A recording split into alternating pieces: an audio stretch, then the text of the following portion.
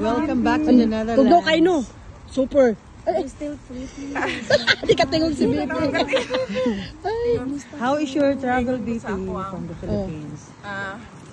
Banggit ko kanina sa mga kapatid ko, sabi ko kung merong apoy na impyerno, meron din malamig na impyerno. Oo, grabe. Kitugnog yung ka mo.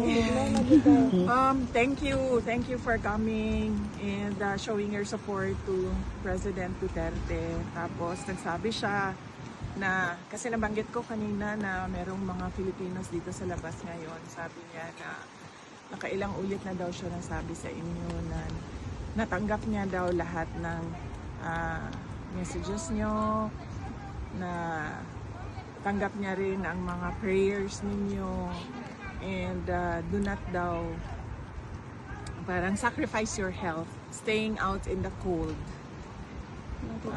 Okay lang BP oy. Nara jud dili mi mga undang. Hindi kami ano. Oh, sa ginawa niya sa Sacrifice namin, ma'am, sa kanya. Kasi yung sacrifice niya din sa amin. Well, today is a good day. Maganda yung usapan namin sa politika. May konting usapan about sa pamilya, pero karamihan sa politics at kung ano yung nangyayari sa bahay.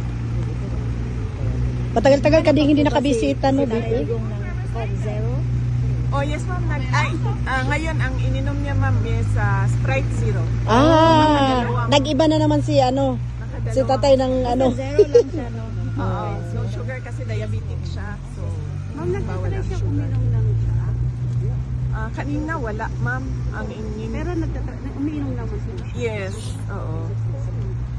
Pag yung mga medical personnel ang nag-handle sa kanya, yun lang ang binibigay sa kanya, pati ng mga lawyers, siya alam.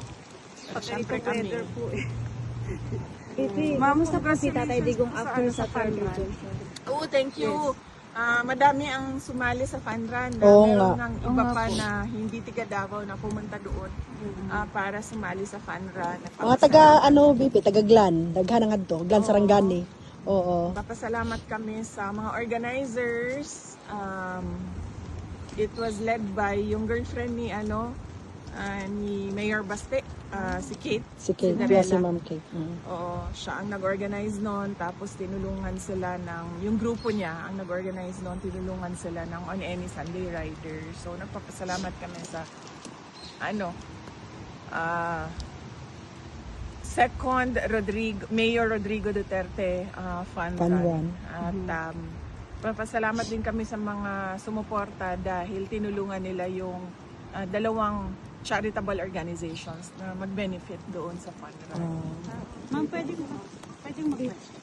Kamusta po si Tatay Digong after sa rejection po ng Hindi niya banggit kanina ma'am. Actually, hindi ko na tinake up kasi ayaw yeah. ko na ako yung Oo, tama. sa bawat din.